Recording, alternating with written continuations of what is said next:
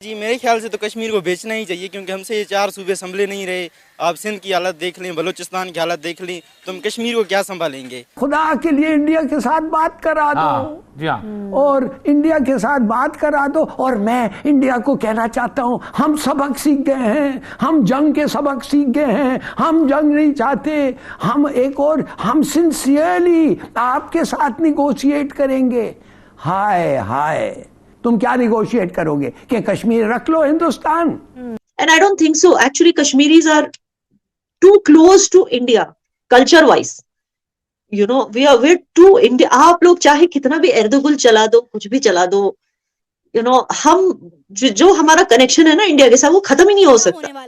तो पाकिस्तान टूटने ही वाला है। वो तो 1970s में ही वो शुरू हो गया था, पाकिस्तान टूटने के खतरा जो ये बलूचिस्तान वालों ने कर दी है, सिंध वालों ने कर दी है, वो तो टूटना ही है। ये तो पाकिस्तान का मुस्तकबिल ही है टूटना, तो वो कभी भी टूट सकता है। यहाँ पे जो पाकिस्तानी है वो तो कश्मीर के लिए मरने मिटने को तैयार है, और आप कह रहे हैं कि कश्मीर को इंडिया को दे दिया जाए ताकि चंद डॉलर ही आ जाए मुल्क में। तो पाकिस्तानी पहले अपने मुल्क पे तो ध्यान दें, उसके तो हालात बेहतर करें, फिर बंदा। आपको पता है इस वक्त कश्मीर के लोग सड़कों पर हैं, पाकिस्तान की हुकूमत के खिलाफ वो लोग एहतजाज कर रहे हैं कि हमें यहाँ पर आटा जो है 150 से 200 रुपए किलो दिया जा रहा है और हमें हमारे हकूक नहीं दिए जा रहे। तो जो फिर पाकिस्तान के साथ है उनके साथ भी तो यही हालात हैं। बलूचिस्तान में देख ले, वहाँ पे भी 160 रुपए किलो आटा मिल रहा है, सिंध में 170-80 रुपए मुश्किल से मिल रहा है। एक तो मिल नहीं रहा, मिल रहा है वो भी 170-180 का। इससे बेहतर है कि वो चला जाए इंडिया के साथ। वो पहले ही इसी तरह के नारे लगा रहे हैं, आपको पता है वो नारे लगा रहे हैं कि कारगिल स्कर्दू खोल दो, टूटे रिश्ते जोड़ दो, यानी वो इंडिया के साथ पहले ही लहाक को तैयार है। तो सही है, फिर हम क्यों जज्बाती हो रहे हैं? हमें जज्बाती नहीं होना चाहिए। अच्छी बात है, मुज़ाकरात कर लें, शायद इनको थोड़े डॉलर वालर मिल जाए। अच्छा, मतलब आप चाहते हैं कि कश्मीर को बेच देना चाहिए? जी जी। क्यों? क्योंकि हम ये पहले अपने इन 4 सूबों के 4 जो हमारे पास सूबे हैं उन पे तो ध्यान दें, अपने मुल्क के हालात तो संभालें। हम देख रहे हैं कि किस दिन यूएस के पास जा रहे हैं, किस दिन चाइना के पास जा रहे हैं, आधा आधा करके हम पाकिस्तान को भेज तो रहे हैं पहले से ही। आपको पता है पहले हमने अपने यूएस एम्बेसी को जो है उसकी इमारत को फॉर सेल कर दिया, फिर हमने अपने 3 बड़े एयरपोर्ट जो है वो आउटसोर्स करने का ऐलान कर दिया, और अब ये कश्मीर की खबर, और मतलब मुझे तो समझ नहीं आ रहा कि पाकिस्तान का क्या होने वाला है। तो पाकिस्तान टूटने ही वाला है। वो तो 1970s में ही वो शुरू हो गया था, पाकिस्तान टूटने के खतरा जो ये बलूचिस्तान वालों ने कर दी है, सिंध वालों ने कर दी है, वो तो टूटना ही है। ये तो पाकिस्तान का मुस्तकबिल ही है टूटना, तो वो कभी भी टूट सकता है। यहाँ पे जो पाकिस्तानी है वो तो कश्मीर के लिए मरने मिटने को तैयार है, और आप कह रहे हैं कि कश्मीर को इंडिया को दे दिया जाए ताकि चंद डॉलर ही आ जाए मुल्क में। तो पाकिस्तानी पहले अपने मुल्क पे तो ध्यान दें, उसके तो हालात बेहतर करें, फिर बंदा। ठीक है ना, वो इंडियन सेना ही थी ना जिसने हमें इन्वेजन से बचाया। तो हमें पता है कि हम वर्ल्ड 2nd लार्जेस्ट आर्मी के साथ ज्यादा सेफ हैं रैदर देन पाकिस्तान, या रैदर देन अलग रियासत बने। इससे तो हम ज्यादा सेफ है ऐसी कंट्री के साथ जो वर्ल्ड फास्टेस्ट ग्रोइंग इकोनॉमी है, वर्ल्ड 2nd लार्जेस्ट आर्मी है। तो आपको नहीं लगता कि कोई भी यही सोचेगा कि हमारा मुस्तकबिल जो है इंडिया के साथ बेटर है? आपको नहीं लगता?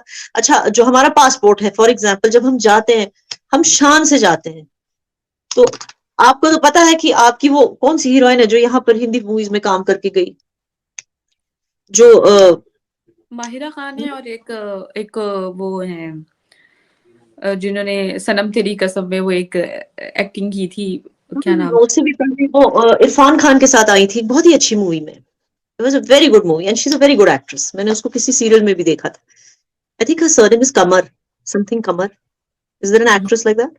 सबा Qamar. Is that her name? So she's tall, right? वो इरफान खान के साथ जो आई थी। हाँ जी। हिंदी मीडियम में कौन सी एक्ट्रेस आई थी? बिल्कुल सबा कमर ही आई थी।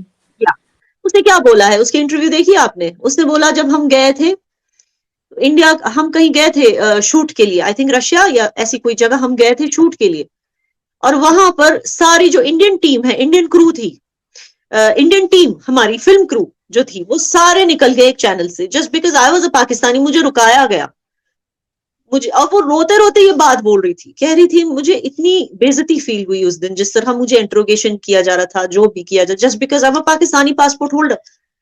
क्या इससे आपको सेंटिमेंट का पता नहीं चलता कि क्यों कोई कश्मीरी चाहेगा कि मैं या तो पाकिस्तान से जुड़ूं या अलग एक कंट्री बन जाऊं? फिर उस कंट्री, आपको समझना पड़ेगा, बहुत सारे कश्मीरीज जो हैं वो इंडिया, मेनलैंड इंडिया में बिजनेस करते हैं। अब हमें अपनी कंट्री दोस्तों पीओके में और गिलगित बाल्टिस्तान में काफ़ी अनएक्सपेक्टेड चीज़ें बड़ी तेज़ी से हो रही है और पाकिस्तानी आवाम भी बोल रही है कि कश्मीर के चक्कर में हम पहले ही बर्बाद हो चुके हैं। गिलगित बाल्टिस्तान में तो रोज़ाना प्रदर्शन उग्र से उग्र होते जा रहे हैं। वो बोल रहे हैं कि आप हमें गेहूं पे सब्सिडी दे देते, अब तो आपने हमें आटे के लिए भी मार दिया है। हम भारत के साथ वापस जाना चाहते हैं, करगिल का रोड खोल दो। हम हमारे करगिल लद्दाख के साथ जो हमारा तिब्बतियन कल्चर है उसके साथ हम वापस से जुड़ना चाहते हैं। और ये चीज़ें काफ़ी तेज़ी से हो रही है। इसके अलावा जो सो कॉल्ड आज़ाद कश्मीर है, जो पीओके है, वहाँ भी अब धीरे धीरे विद्रोह हो रहा है। उनकी डैम पे उनके पानी को इस्तेमाल करके, उनके पेड़ को इस्तेमाल करके, उनकी लकड़ियों को, उनके मसाइल को इस्तेमाल करके पाकिस्तानी पंजाब के लोग, और पाकिस्तानी पंजाब हमेशा से संपन्न रहा है। इस वक्त भी अगर आप देख रहे हैं दोस्तों, तो आटे का जो बहरान है वो सिंध, बलूचिस्तान, फाटा, खैबर पख्तूनख्वा, गिलगित बाल्टिस्तान और पीओके में ज़्यादा है। पंजाब में आज भी आटे की बोरियां इतनी महंगी नहीं मिल रही जितनी दूसरे एरिया में मिल रही है। इसका मतलब साफ है, पाकिस्तानी पंजाब का जो एरिया है वो शुरू से ही इन बाकी एरिया को एक्सप्लॉइट करता रहा है, जिसके कारण अब धीरे धीरे वहाँ के मुसलमानों को भी समझ में आने लगा है कि हम किसके साथ ज़्यादा सेफ हैं। दोस्तों गिलगित बाल्टिस्तान को पीओके की तुलना में भारत को ज़्यादा से ज़्यादा उसके ऊपर ध्यान देना चाहिए और पीओके और ख़ासकर गिलगित बाल्टिस्तान को भारत में मिलाने की जो प्रयास है वो तेज़ कर देने चाहिए, जिसकी वजह से हम सेंट्रल एशिया से कनेक्ट हो पाएंगे। और ये पूरा का पूरा जो साउथ एशिया है, जो जिसमें गरीबी बहुत ज़्यादा है, वो हिस्सा बहुत तेज़ी के साथ विकास कर पाएगा। दोस्तों ये बिल्कुल सही है कि पाकिस्तान अब तक कश्मीर में आतंकवाद इसलिए फैलाता आ रहा था क्योंकि उसकी इकोनॉमिक चल रही थी।